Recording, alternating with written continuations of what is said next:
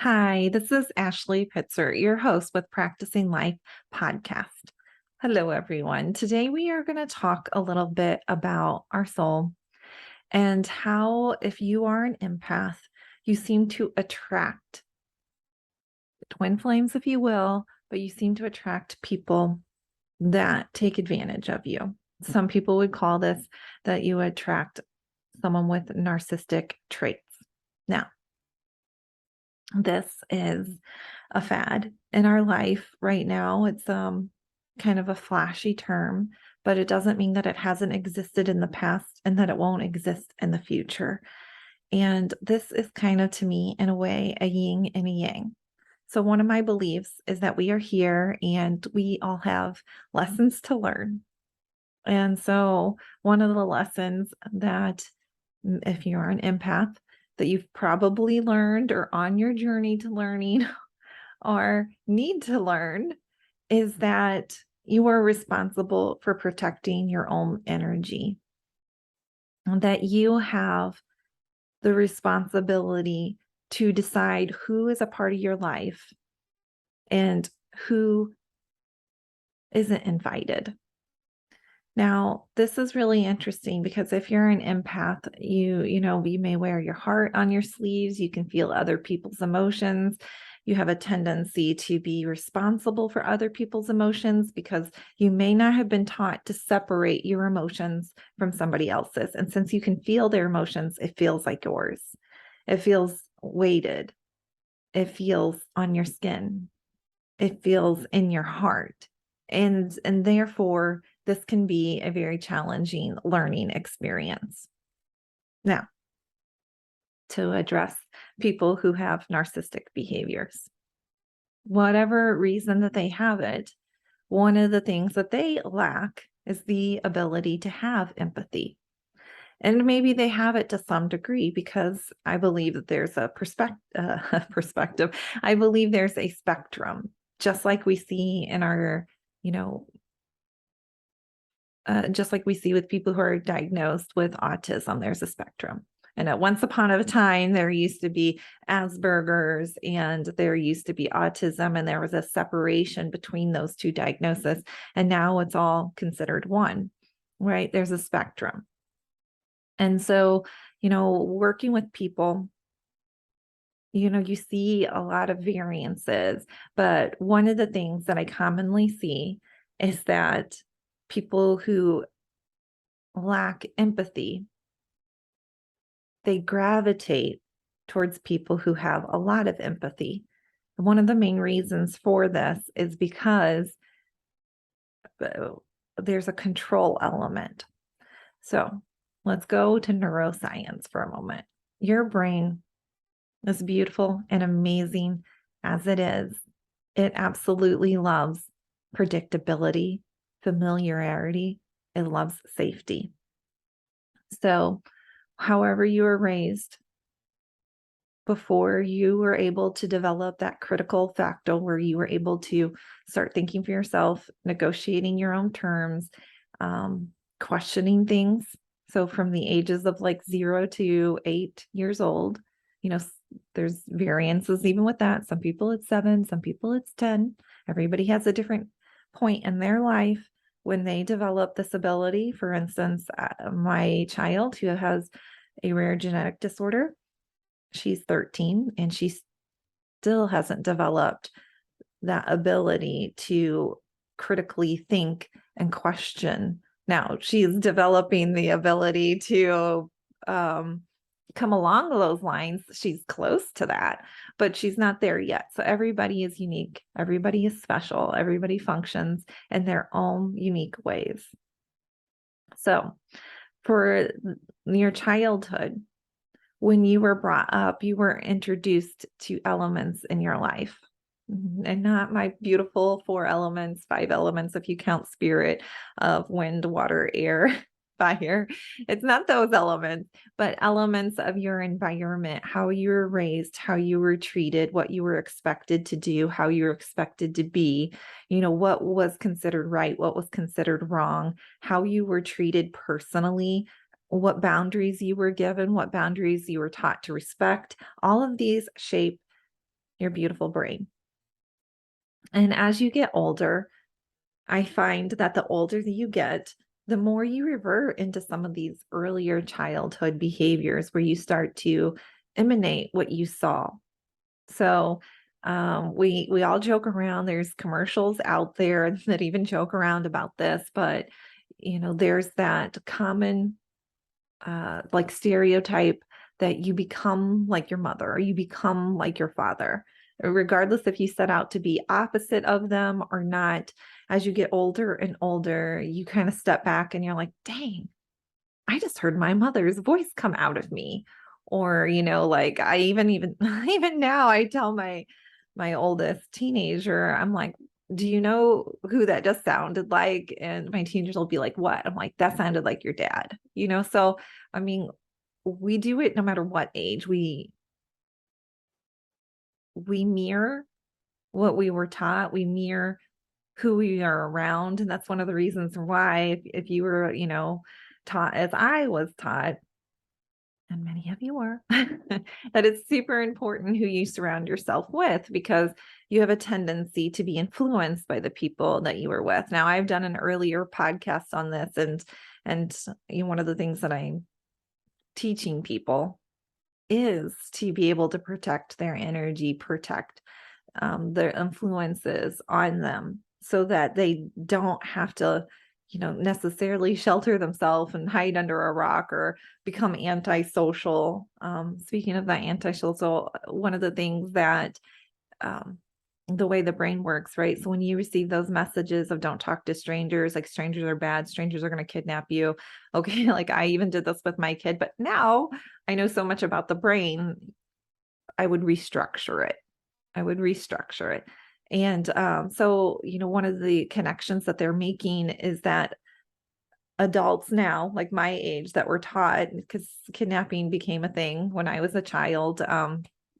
Blonde hair, blue eyed kids were like constantly kidnapped when I was probably in kindergarten, first grade, around that age.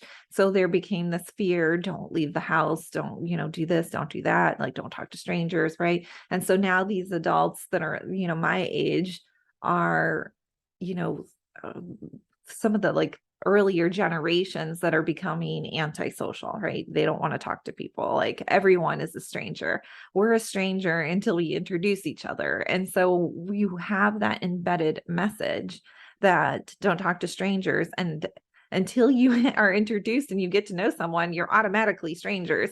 So that message, though, doesn't discriminate. So there's a lot of work to be done in your subconscious mind, but I just wanted to illustrate to you, this is how your subconscious mind works. You receive messages, you receive programming, you receive lessons in your childhood, and the older you get, the more you revert back to some of these earlier childhood memories because it's what's known, it's what's safe, it's what's predictable, right? So when we're talking about somebody who is empath, someone that is an empath, you will see that they were this way from their childhood. And for many of the people, myself included, as you get older and older, some of the ways that you cope is to kind of shut off everything and you become dull. Not like DOLL, but DULL. So you shut off some of your natural gifts. And some of the reasons that you do that is because you haven't taught yourself how to distinguish your energy from another person's. And if you haven't learned how to protect yourself from that energy. And then thirdly, you don't have the boundaries to reinforce it. And I'm going to go into this deeper, but then I want to flip over to someone who exhibits more of what we traditionally consider narcissistic behavior. So that's somebody who has low empathy or lacks empathy, right? And they are usually people who want to control things, and control again goes back to your subconscious mind. And that's something that something that your brain wants to do. It wants to control things. So both parties are controlling things. It's just that we only view it as control when we view it from the narcissistic behavior. the narcissistic behavior is exercising a lot of control over somebody else. And so, in order to get their needs met, they are constantly dictating to other people what they will do and how they will act, how they will perform. They will also dismiss people's emotions, bypass them. They will ignore boundaries. Now, this isn't necessarily because they're a bad person. Like, I know that there's like this whole good and evil situation, but this is just lessons. That's all it is. And they have a good heart too. They have a good heart too. This is just what they have taught, and this is also just one of the things that they know how to survive. This is their coping skill. Now, some people are really, really deeply embedded into these behaviors. They may throw fits. They may, like, if you work with them in the office, they may like throw their phone, throw a file. They may scream. They may stomp. Doesn't that remind you of the 3-year-old, right? But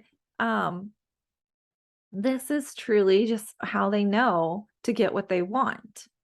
They know that when they exhibit anger, which is very common, when they exhibit anger, people are going to react and respond to get them what they want. So, if we look at this from a parent-child relationship, and like I mentioned, doesn't that remind you of a 3-year-old? I want you, if you're a parent, you can probably relate to this, but regardless of how old you are, you have probably seen a kid at the grocery store who wants that candy bar or wants that cotton candy or whatever it may be. And the parent says no, right? That's their boundary. They say no. And then the kid goes into a tantrum. And we understand in that type of relationship that the kid is using any and every tool that they have to get what they want. We understand that. We may not like it, but we understand it. And this is what really absolutely happens even in adulthood. I often think adults are just masked children. Some people are more emotionally mature than others, and some people are more responsible than others. But, in a lot of ways, our inner child comes out even as adults. I mean, we do a lot of work and when I work with people for coaching and when I work with people in hypnotism, we're working with your inner child because that inner child comes out. So, regardless of which side you run, I'm going to talk a little bit about being an empath because there's control there too.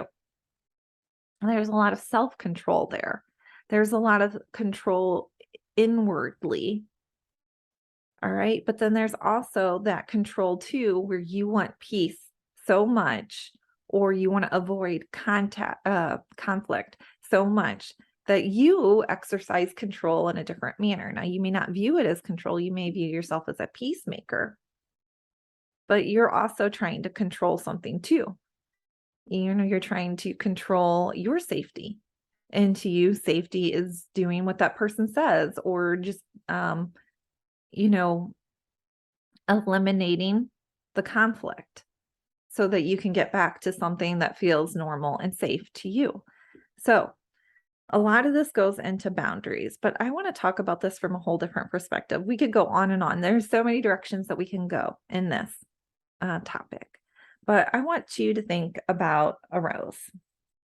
Okay, I have a dried rose here. It's beautiful, right? Here it is. Okay, so an empath to me is like a rose. Very delicate, beautiful, sensual, soft-hearted, okay? But guess what a rose also has? It has thorns. And so, nature understands that delicate, soft-hearted people, even in plants, nature needs a way of protecting itself. So nature gives something soft-hearted and beautiful and delicate like a rose thorns to protect itself. And so the angle I'm going at here is going to be lessons that someone with empath has been taught early in their childhood, because it is my belief that they were taught to get rid of their thorns. and then that leaves them defenseless. So thorns can be a symbolism for a lot of things. It can be a symbolism for the boundaries that you create. It can also be a reverse action. Instead of having those boundaries, like your peacemaker, it can be a lesson that they were taught to comply, to just give the person what they want, to eliminate the threat, so to speak. I mean, it's not necessarily a physical threat, but it could be emotional threat. It could be something that just makes them feel uncomfortable, right? So one of the things that I see is that many of us were taught that you should put other people first, right? This is very common in religious contexts. Like, you should take off your own shirt off of your back and give it to another person, right? You should to be like first in the kingdom of heaven is to be last here, right? There's these kind of wisdom that we were taught, regardless of what age, we were taught to have this caring, compassionate empathy. But if you were born empathetic, you're already that rose. You're already this delicate, soft hearted person. And so you need those boundaries and you need those thorns to protect yourself. You need to be able to advocate for yourself and say what is okay and what isn't okay. And when we start to get older and we've lived a life where our thorns are gone and we're at victimhood, I would say, which, I am definitely pro personal power. So one of the things I want to teach on is getting people out of victimhood and into their personal power. But when you're somebody who's empathetic, most of the people that I work with are so heavily into victimhood because, like that rose example without thorns, they don't have a way to protect themselves. And they don't recognize that they were always born to have those thorns to protect themselves. They don't recognize that they are worthy and they deserve, and it is their right to have those thorns. They believe somewhere intrinsically that they are meant to be like at uh, at effect, right? Instead of at cause, right? So that really means that anything that comes to them, they just have to mold themselves to, right? One of the things I'm talking about me personally right now, so I know this wholeheartedly that I used to believe I had to be a chameleon. So no matter what environment I was in, I could feel safe. So every environment, as somebody who's an empath, I can feel energy in the room. I can most of the time read somebody else's energy. So everywhere I was going, in order to fit in and feel safe, I was altering myself everywhere I went to suit whoever I was around. That to me is a chameleon. And that's how I behaved. But when you do that, the consequence of it over long term is you start to lose your own self, your own identity, and you start to wonder, well, like, who am I? Especially if you're in a lot of varying groups. And, when you start thinking the thoughts that you're lost and you're broken, you're in victimhood, right? But you know what? I want to teach people that you can still be an empath.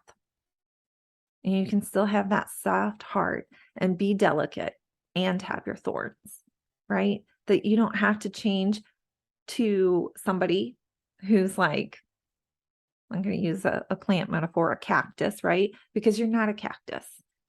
You're not meant to have these spiky thorns and weather these really long storms. You are meant to be what you are, right? And in this case, it's a rose. Anyway, I'm just using metaphors because I think it helps people understand things. But the point is you were born with this gift. It's a special gift because people that are empathetic and have empathy, to me, they are the greatest healers they are the greatest teachers because they can relate to you and they can understand you and they can truly help you in whatever manner it will be. And you will notice that a lot of people who have really high empathy are in service fields. They want to make a difference. They want to help. They want to heal.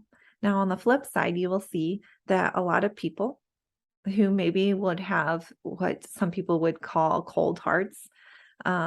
They are less reactive. They are driven by their own situations. They put themselves first, right? And this can get really confusing, right? Because part of what I'm teaching people with empathy to do is to put themselves first, right? But it's not that they put themselves first over another person, but they just put themselves first, as in they understand that they are responsible for the decisions that they make and how they show up in the world. And when they decide to let somebody else steamroll them or walk all over them, that is actually their personal decision. They are responsible for that because they allowed it. And that's hard to hear. That's really hard to hear. And just as a side note, I'm going to explain to you a little story from my perspective. When I had somebody in my life really close to me with narcissistic behavior. Actually, okay, let's just be truthful. Like I had a couple, okay? Because this yin and yang relationship is so true. If you are somebody with high empathy, you're going to attract people who are going to walk all over you and who are going to dismiss you and, are going to take advantage of your caring, soft heart. That's why you need the thorns. That's why you need the thorns, because you're going to attract that naturally. And it's not necessarily a bad thing, because once you have your thorns, you're not going to let those people steamroll you. You're not going to let them walk all over you. You're going to have your own personal power, and you're going to realize that you're giving people permission to walk all over you. That's what I do in coaching. But I'm going to get back to my story, right? I had a couple of people that were very controlling, and I allowed them to control me. And even in one situation, I was very much aware of it. So many people would come up to me and be like, wow, such and such person, you know, is controlling you. Do you see that? Like they would just blatantly call it out for what it is. And I would respond to them like, yeah, I can see that, but I'm also allowing it. And see, I understood that, but I still didn't change anything. And some of that was because I I wanted to help, like I wanted to get that validation. I wanted to be viewed as a good person. And that's control. This is what I'm saying. Like both parties are controlling. You just don't understand it. You're both controlling at the exact same time in two different ways. Because, like in my example, I wanted to control how people perceived me, and I wanted them to perceive me as a kind, loving person. And I identified a kind, loving person as somebody who would put other people first, which meant I was always putting myself not even second, but last, right? Like I was willing to do whatever it took to be that person. All right. So when I got into me hiring somebody to coach me, one of the things that they explained to me was that I was in victimhood. And I couldn't understand this at first. Like I couldn't understand taking responsibility for something that somebody was doing to me. And that's why I hope I'm explaining it really clearly to you now. That would be my intention and desire. See, even in that one relationship, I understood that that's what I was doing, but I still wanted to put the blame on the other person as, well, they shouldn't act this way. Control.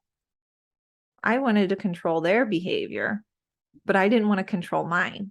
I didn't want to control the fact that I was responsible for advocating for myself and saying no, or I'm not going to do this, or I'm not going to answer this question. Like, you're not privileged enough to know these things, right? Whatever it may be. I wasn't willing to change myself, but I sure did look at the other person and be like, well, how am I at fault for the fact that they're treating me this way? Well, I'm at fault because I continued to allow this person in my life. And even if it was a coworker, I continued to put myself in a situation where I was working with them, right? I didn't make a stand. Well, I did earlier in my youth. I used to make stands all the time and rearrange things with my work so that these people wouldn't be in my life. But the older I got, the more I tried to be this you know, beautiful hearted Christian valuing woman, right? Like, I tried to live these perfect ideals that they have modeled for us in the Bible. And the more I tried to behave this way, the more in one way I was controlling what other people viewed me, how they viewed me, and how they interacted with me. But I was also giving permission for this circumstances to happen because I was getting rid of my thorns, and I was just saying, yes, it is okay to treat me this way. I'm not going to do anything about it. Like, that's essentially what I was saying. Now, I want to separate this from, physical harm and things like that, or, um, as somebody who has been raped, I would tell you that I'm going to separate this from that, right? First of all, it irritates me to no end that our society says, like, oh, well, you deserved this because you dressed this way. I do not believe in that. So there's some separation that I want to create in this conversation, because whether it's physical harm, a violation of your privacy, like rape, things along that things, I do not believe in any situation that you are at the cause of this. But I do believe that there are things that you can do to uh, set up your boundaries. And, like, let me give you a for instance, one of the things that I'm going to just go way off topic here. I'm sorry. Like, for one of the things that they talk about for people with empathy, right, is that they really make eye contact with people. And that in itself is known to dissuade things from happening to you. Because if you really look at somebody in the eye and you're not just like, like smiling and making this person feel warm and welcome, but you really look at the person and study the person and acknowledge who they are, they're less likely to, throw harsh comments at you, or to, follow you down an alley or things like that, right? There's just this is like this is not a end all be all, okay? Like, you do this one thing and this is going to save you. No, I mean, there's just some things that happen to us because there's lessons that we all have to learn in life, and nature happens, like hurricanes happen.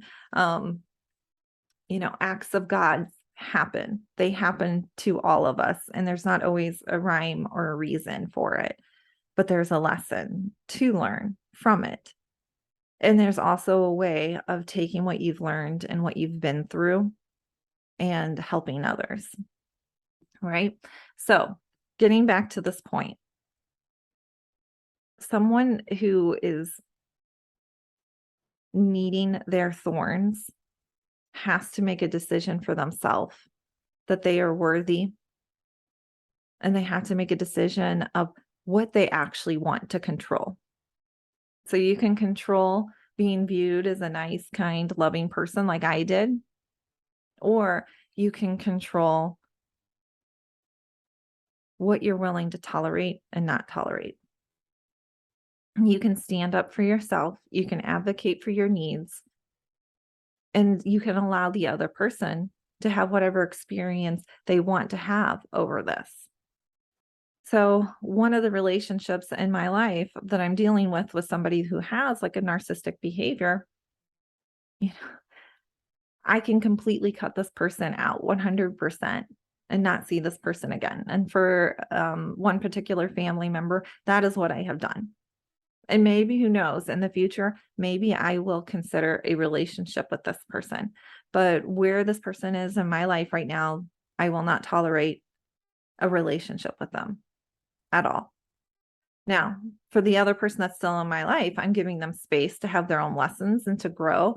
And there's a certain amount of behaviors that I am willing to tolerate because I know that this person is working through their issues and they're learning to become more empathetic, because that's just, it's, some people are born with it stronger, but the thing is it's just a feeling. Some of us are born with the ability to see auras and have these spiritual gifts. So I'm separating that from this. But I'm just saying, as far as feeling feelings, we all can do that. So I'm allowing this person to have space to feel these feelings and to grow. And that also means that I am willing to allow a certain amount of behaviors that maybe I would not accept from another person, but I'm willing to accept from this person because I know that they're, in the battlefield in their own mind, learning to navigate this new course and to be a better person. That's that person's intention. And honestly, like, just, I know that I'm not giving you all the specifics in here, but I see this person, I see how they're showing up differently at work. I see how, as their empathy grows and their ability to relate to people, I see how it's affecting them in their job. And I would tell you, from working with people that have high empathy, it's very similar. It's interesting how there's so many things that separate us and make us really unique and different from one another.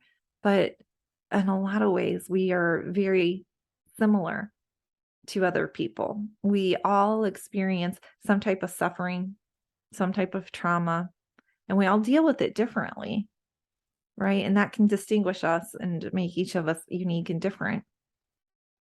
But there's common threads between all of us. All right, so I wanted just to kind of wrap this up and kind of talk to you just about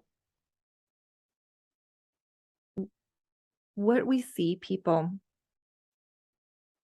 who have more of the narcissistic behavior. They have to be right. They have to be in control. They are very clear at communicating exactly what they need and what other people need to do. They have a tendency to blame other people for things. All of these things are just their subconscious mind keeping them in the safe, keeping them in the known, and keeping them in the familiar. And despite them having all of these reactions and controlling what they can control, in a lot of ways, they're suffering too. They're just suffering differently. So the person with empathy, they may be suffering because they are putting others, they're practicing so much humility that they're actually causing self-harm to themselves because they're not willing to exercise their thorns, their boundaries. They're not willing to advocate for themselves. And this is their own personal choice. And the person who is trying to control everything, they're suffering too. It may not seem like it, but I know from working with them that all of that explosive energy that they're experiencing, where they lack the control over their emotions, puts them at a victim too. They're allowing themselves to allow that inner child who's 3, 4 years old to step in and take over a situation and to throw a fit and to throw a tantrum. And then when that inner child steps back, they're sitting there dealing with, why did I act this way? Why did I treat this way? And depending again where that person is, because some people more along the lines of a, such a deep disconnection within their own soul that they don't have regret or they don't have some of these emotions that would help you get to a caring, loving state. There, that does exist, but for many of them, they're dealing with the consequences afterwards silently and quietly. They're also dealing with a lot of issues around feeling inadequate. These are some of the reasons why they react so much and they blame other people, because it's so hard for them to take responsibility that it could be their fault, that they could be wrong, and what they make that mean. And that causes them to suffer too. Anyway, before we close out, I might post this on social media, but there was a really interesting picture that I had saw, and this is why I might want to put it on here. So, are you a magnet for toxic people? Toxic people look for people who have little to no boundaries. Those are your thorns. Those are your thorns, my love, and you need them because your heart is precious and it is beautiful. But just like in nature, roses need to keep those predators away from them, and that's what the thorns are for. So people can be persuaded and they can allow other people to take advantage of them. This is some of the topics that we talked about already. Toxic people tend to look for people that are kind of all or nothing, that falls into that that perfectionism, people who think very black and white. There's no gray. And without that gray, it's really hard to distinguish what's right for you. Okay? Because black and white is like, well, no matter what, every single situation, it is this or it is that. And in life, there's a lot of gray areas. So in my situation, I've given you two examples, very vaguely, by the way. I've given you a situation where I made the decision that this one person is 100% cut out of my life. No contact, no phone calls, no emails, no pictures. They're 100% cut out of my life. That is very black and white. There is no in between. But in this other relationship, I see this person being willing to make changes at their own pace and in their own way. That is a gray area, right? And I'm willing to tolerate certain things. Now, I have to, in that relationship, just to make it really clear, I still have to communicate my boundaries. So even though I am willing to tolerate a certain amount, I still have to step up to this person and say, hey, I understand that you're working through this, but this is not okay for me. For the time being, I'm going to step back. And when you're ready to kind of get back to this level, then we can talk again. Like, so I have to kind of set this back up. And this is something that I'm willing to do. I can't say how long I'm willing to do it, but for right now, I am. But even for myself, there's a boundary that says I'm only willing to tolerate this for so long. Because somebody can stay in a certain stage for a really, really long time. And I'm not willing to drain my energy over this long period of time. Okay, so they look for good people that they can manipulate or take advantage of, and they use guilt and other maneuvers to control them. This is really easy to do, honestly. If you have somebody who doesn't take responsibility and blames other people, they blame through their anger and they also blame through guilt. And it's really easy in our society to feel guilty, even if you're not an empath, because there's just so many things that we are brought up, how our society has trained us to be guilty. And I'll give you another example of this. One of my mentors, we have a group that has hundreds of people in it, and he'll say something like, I know some of you aren't doing your work. You're not doing X, Y, and Z, and I know it. I can see it, right? Well, I will have done the work, right? But in my earlier days, when I was still doing a lot of self-work myself, um, that guilt would immediately come out. Now, he was talking to the whole group as a whole. He wasn't pinpointing me, but there's some little like flag that went off of me. I was like, that's me. That's me. I didn't do the work. I didn't try hard enough. I didn't do more. I could have done more, right? Because that was my perfectionism and my overachieving and my eagerness to please and seeking that validation externally. Like, and so I was a person in the past who used to make everything like my fault. I did that. Like, he didn't have to even pinpoint me and have a one-on-one conversation. I was just so eager to take on this guilt and make it my fault and make me be responsible for something. One of the things, just I know that a lot of people are going to be able to relate to this, but one of the things eh, earlier, especially in my church life, especially in my church life, I'll give you an example here, right? The preschool, program outside of church that would meet once a week we called it Little Lambs, to go through some fun extra Bible study lessons for those early developing ages. And so the person who was leading it had decided to step down, and weeks went by and nobody was stepping up. Well, as the weeks went by, my level of guilt was just increasing. Like, I go to this program, I participate, I receive the benefits of it. Like, I should step up and do this, even though in my heart this is not something that I wanted to do. I just felt so responsible because empathy.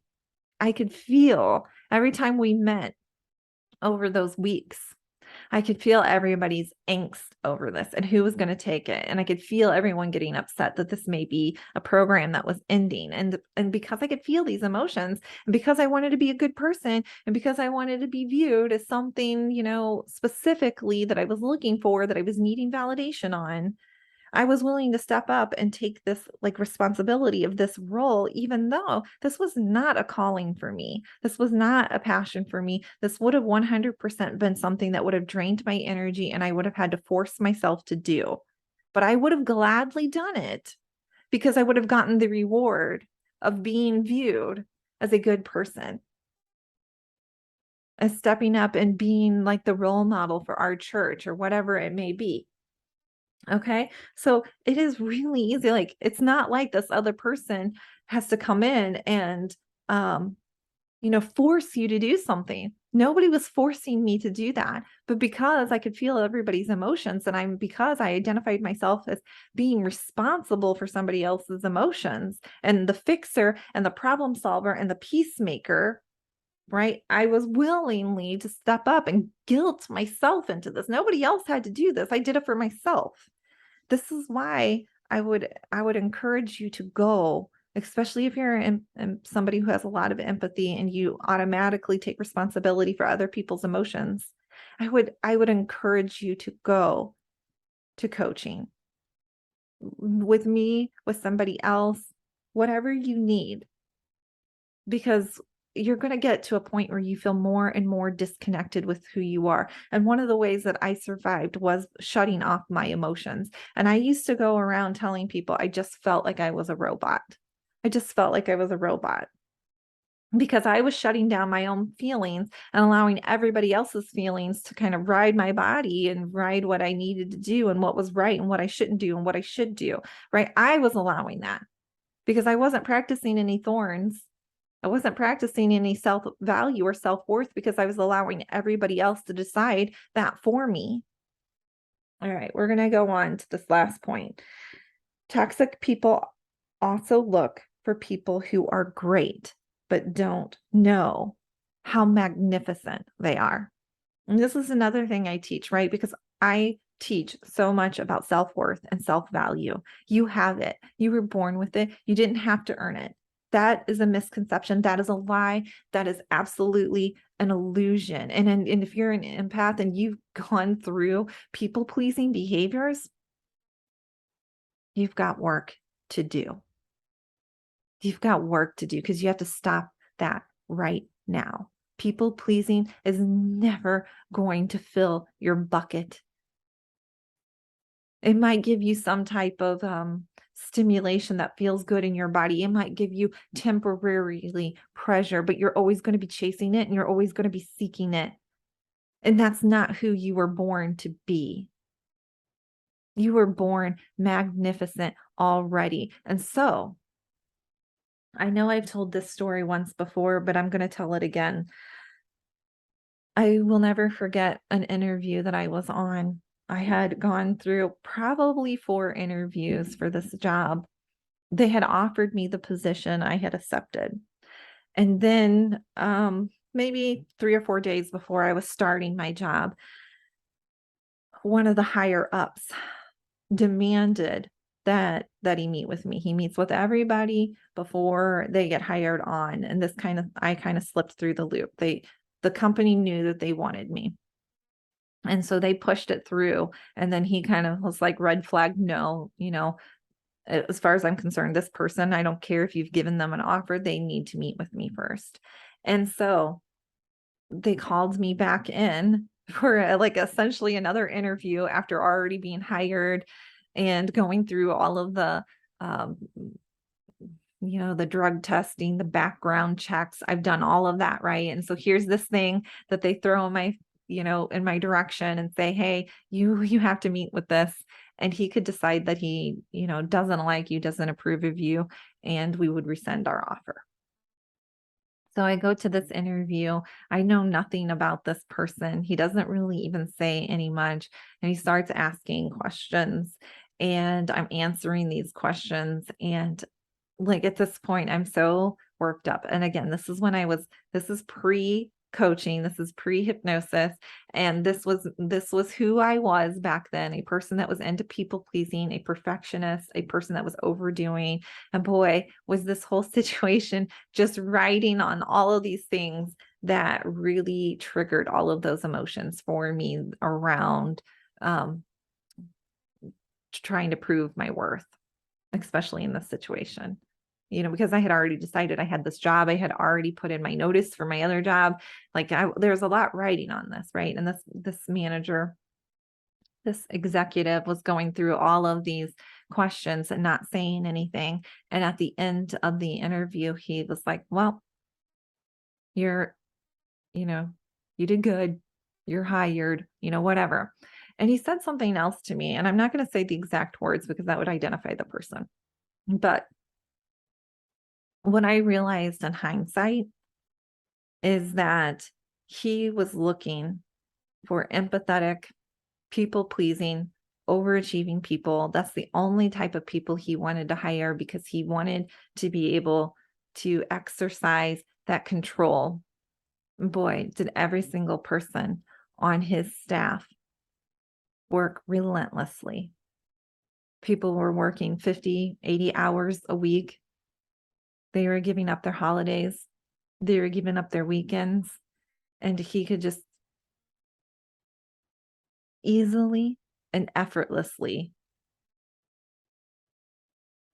just ask us to do something, ask us to do more, have meetings where he expected more and more and more. And all of us roses, lacking our thorns, seeking our value, seeking our worth, we fell in line, right? So there's people out there who will take advantage of you because they know that you don't have your thorns. And that's not their fault. That's your responsibility. You clipped them off. You had them clipped off automatically as in your childhood with how you were raised. Thorns can grow back. They're available to you. All right. I just want to remind you all that you matter. And we could definitely go into boundaries. I've done an episode on this already. But boundaries don't have to be hard. Boundaries don't have to be hard at all. If you've gone through setting with your own emotions, You're going to be able to distinguish your emotions from somebody else. If you've gotten quiet and you've sat with yourself, you can start to identify the difference between your emotions and other people's emotions. Yesterday, I was in a situation where somebody was getting really worked up and escalated. And I was just kind of minding my own business and around this person. But because I can sense energy, and even though this person had nothing to do with me and their situation had nothing to do with me, I could feel that pressure on my chest. I could feel tension in my shoulders. I could feel my jaw muscle tightening. And because I spend time with myself and I sit quietly, because I do meditation, because I do these exercises, right? This helps me. And I would suggest it for you. This helps me because I could immediately take a deep breath, tell myself this has nothing to do with me. This doesn't pertain to me. I'm just noticing somebody else's emotions. And then I can let it go and do nothing about it because it's not my job to fix other people's emotions. Now, if somebody comes to me and they hire me as a coach, I'm going to help them, but I'm not going to fix their emotions. That's a solo job. I can give you tools. I can lead you. I can hold you accountable. But you are always responsible for your own emotions. And emotions come from your thoughts and the thoughts that you're thinking and the thoughts that you're dwelling upon. That's an inside job. It's an inside job. So for those of you that feel emotions, it's an inside job for you too. It's an inside job to know yourself well enough to be able to distinguish between your emotions and another person's emotions. And then it's also a decision and a boundary, a self boundary to say that you are not responsible for another person's emotions and to get out of that controlling, fixing behavior. I can help a lot of people. And I used to be that people pleaser and I used to be that peacemaker. I certainly can do it. But you know what? Really, I've understood through a lot of lessons. And for those of you who study human design, I'm a 3-5 profile. So my 3 is somebody who has to go through life with lots of trials and errors and experiment with every single thing and figure out what's the way that works. So I'm sharing all of this with you because I'm a person who has tried many things and I've gotten to a point where I know what works. And this is why I share it with you. Right? So I know meditation and sitting with yourself and learning your own emotions will help you. I know that for a fact. But I can't make you do this work. So what I was saying to you is that I understand now that I was failing to trust other people. I was actually taking away a life lesson for them. I was I was basically being an enabler, and you guys understand that from working with people with addictions, right? I was an enabler with emotions because I knew how to de-escalate somebody. I knew how to solve the problem. I knew what to do. And so in the past, that's what I would do. And I failed to show up as somebody who could love somebody unconditionally and allow them to experience their lesson because without pain, we often don't learn. And so I was taking away their pain, trying to be this loving, kind person. But without that pain, I was denying them the ability to learn their own lesson. I was failing to trust them to work through the issue. I was failing them because I was trying to control and I was trying to make myself comfortable. That is selfish. It's so funny because what I really wanted to be was a loving, kind person. but I was basically telling them they couldn't handle it and that I could. So let me do these things for you. Now, I'm a different person. And I can definitely walk alongside somebody while they have their emotions and while they struggle and while they're in their pain. But I don't make it my problem to fix. I have my own problems. And that's often what happens is we're so busy focusing on other people's problems that we ignore ours. We've got enough. We've got enough of our own problems. And so I turn it to me and I work on fixing my own problems. And I get those thorns up and I say what I will and I will not tolerate. All right. You guys matter. I love you dearly. And we'll see you next week.